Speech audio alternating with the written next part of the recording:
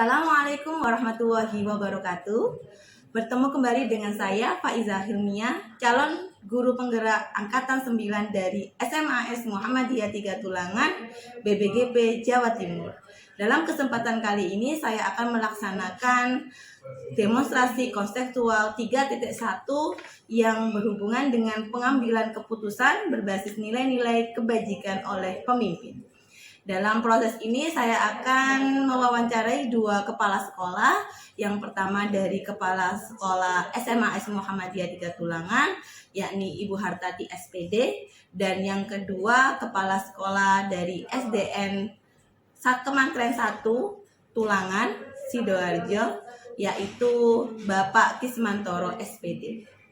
Dalam percakapan kali ini, yang pertama dengan Kepala Sekolah dari SMAS Muhammadiyah 3 Tulangan, yang bersangkutan yakni Ibu Hartati SPD. Assalamualaikum Bu. Waalaikumsalam. Ngapunten Bu nggih mengganggu kegiatan Ibu selama proses ini. Saya mengganggu kegiatan Ibu dan waktunya. Nah, ini ada beberapa pertanyaan Ibu yang harus saya sampaikan dan saya tanyakan mengenai pengambilan keputusan berdasarkan masalah-masalah yang Ibu hadapi. Kira-kira Ibu untuk proses adakah kasus yang pernah Ibu alami yang menyangkut dengan dilema etika? Terima kasih Bu Faiza. Assalamualaikum warahmatullahi wabarakatuh. Saya akan menjawab pertanyaan dari guru penggerak Bu Faiza, dilema etika dan Wujudan moral. Kita kalau dilema etika itu di dalam keseharian guru, kita lihat dari absensi guru. Dari sini ada sedikit permasalahan untuk guru yang sering terlambat ke sekolah.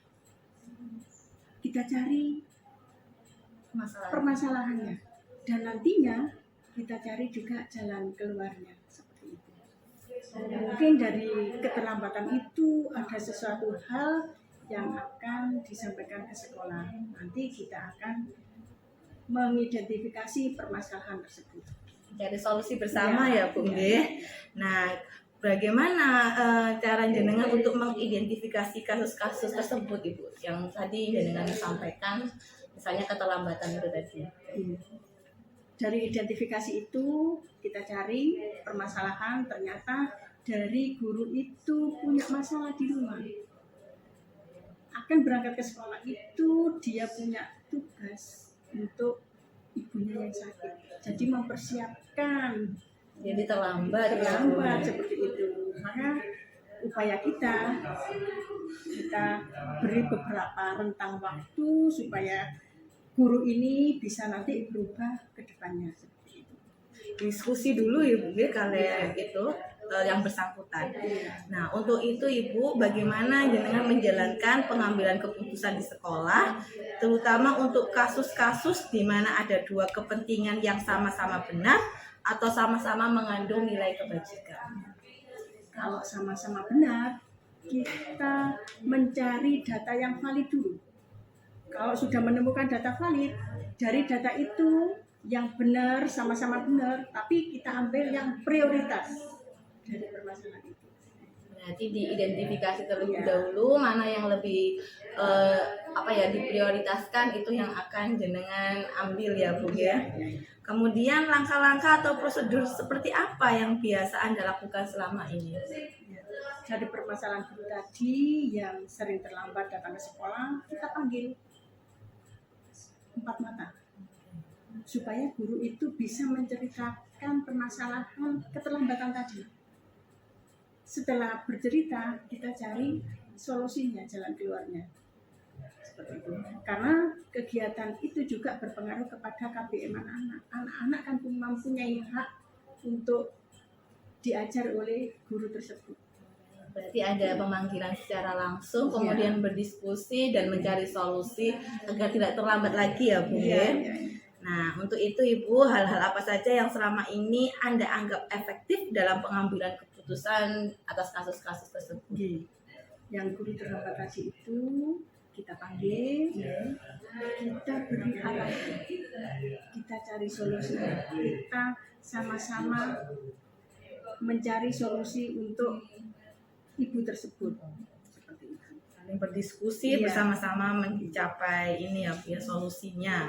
Nah, untuk itu Ibu, apakah Anda memiliki sebuah jadwal tertentu untuk melaksanakan penyelesaian kasus tersebut Ibu? Apakah langsung dilaksanakan di tempat saat ada kejadian seperti itu atau ada jadwal-jadwal tertentu? Untuk jadwal kita tidak menjadwal karena permasalahan guru itu kan tidak sama, waktunya yang tidak sama. Jadi kalau ada permasalahan langsung hari itu kita selesaikan. Berarti kondisional Iya, ya Bu, ya, kalau kondisional. ada masalah baru kita selesaikan begitu.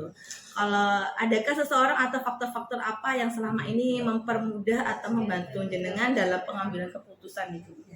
Dari permasalahan itu kita tidak mengambil keputusan sendiri. Kita komunikasi atau rapat dengan bapak ibu guru yang lain, semua yang ada di sekolah itu.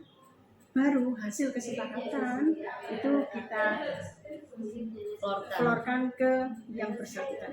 Berarti tetap berkolaborasi dengan seluruh warga sekolah, terutama bapak ibu guru ya Bu, ya. Kemudian dari semua yang jenengan sampaikan ini Bu, adakah pembelajaran yang dapat dipetik atas pengalaman dalam pengambilan keputusan tersebut? Jadi selama ini dari permasalahan guru tadi sudah kita briefing, sudah kita beri arahan. Yang terakhir itu kita membantu untuk memecahkan masalah. Tetap selalu harus bisa membantu dan memberikan solusi kepada ibu yang bersangkutan ya Bu, ya, atas masalahnya. Begitu aja Bu, terima kasih atas Sama-sama. kerjasamanya. Mohon Ya, maaf sama-sama. telah mengganggu waktunya. Sama-sama. Demikian wawancara saya dengan Kepala Sekolah SMA S Muhammadiyah 3 Tulangan, Ibu Hartati SPD. Semoga dalam percakapan ini saya akan dibersamai oleh Bapak Ismantoro SPD selaku Kepala Sekolah dari SDN Kemantren 1 Tulangan Sidoarjo. Assalamualaikum Bapak. Waalaikumsalam. Mohon maaf telah mengganggu waktunya Bapak. Nggih. Terima kasih. Nah, ada beberapa pertanyaan harus saya sampaikan Bapak tentang bagaimana Bapak mengidentifikasi kasus-kasus yang merupakan dilema etika dan rujukan moral yang pernah Bapak alami. Ini dulu dalam mengidentifikasi kasus-kasus ini, coba kami melihat di Kemantren 1 apabila ada 2 kasus yang merupakan suatu kebenaran menurut hukum, otomatis itu masuk dilema etika. Kemudian apabila memang ada 2 kasus, yang satu merupakan kebenaran, yang satu merupakan satu masalah yang salah, itu adalah rujukan. Itu dulu. Kira-kira Bapak salah satu contoh kasusnya apa Bapak yang pernah Bapak alami? Sampai contoh aja. Untuk yang dilema etika nih, katakanlah di dalam suatu rapat itu kedua-duanya mengajukan suatu pendapat tentang pembelajaran kurikuler. Sama-sama benarnya punya argumen, sehingga kami mencoba diskusi secara keluargaan. Walaupun kedua-duanya argumen sama-sama benarnya, kita kondisikan secara keluargaan dan kita cari suatu solusi yang tepat dan tidak membuat keduanya. Dalam artian tidak menimbulkan cemburu sosial. Kita bisa untuk mengakomodir kedua-duanya. Gitu. Ya Pak, sungguh sangat bijaksana nih Bapak. Nah, untuk rujukan moral Bapak kira-kira apa Bapak? Apa contoh kasusnya? Untuk rujukan moral itu katakanlah dengan disiplin kerja ya. Ada beberapa yang berargumen bahwa harus masuk ke dan sebagainya, tetap ada perbedaan. Tetapi yang jelas argumen yang satu itu benar, yang satu itu agak ya salah lah.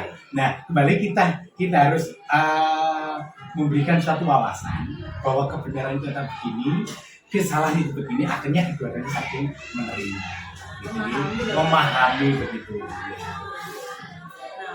menjalankan pengambilan keputusan di sekolah Bapak, terutama untuk kasus-kasus di mana ada dua kepentingan yang sama-sama benar atau sama-sama mengandung nilai kebajikan, yang tadi jenengan pengambilannya seperti apa langkah-langkahnya? Langkah-langkahnya, pertama kami mencoba mengidentifikasi masalah. Kemudian kita juga melihat siapa yang terlibat dalam masalah itu. Selanjutnya tentunya kita mencari fakta-fakta dalam keseharian di sekolah itu. Sehingga langkah-langkah itu kita jadikan untuk membicarakan kedua belah pihak. Sehingga terciptalah suatu kebijakan yang bisa diterima. Tidak ada tumpang apa tuh saling keberpihakan di Bapak ya. Nah, untuk hal itu apa saja selama ini yang dianggap efektif dalam pengambilan keputusan pada kasus-kasus dilema etika yang Bapak temui? Iya, untuk yang saya lihat yang efektif itu kami mencoba untuk memanggil kedua pihak yang terlibat dalam masalah itu, kita dudukkan bersama, mencari solusi bersama dengan kekeluargaan musyawarah dan diskusi. Jadi difasilitasi untuk Iya, bertemu betul, langsung betul. Bapak ya. Kemudian jenengan sebagai pendengar. Oke. Untuk tantangannya dalam pengambilan keputusan tersebut apa Bapak? Iya. Otomatis yang ini yang menjadi tantangan. Jadi kita itu ketika mengambil kebijakan harus betul-betul tidak memihak, harus di tengah-tengah, walaupun kedua-duanya itu benar. Itu yang menjadi tantangan kita.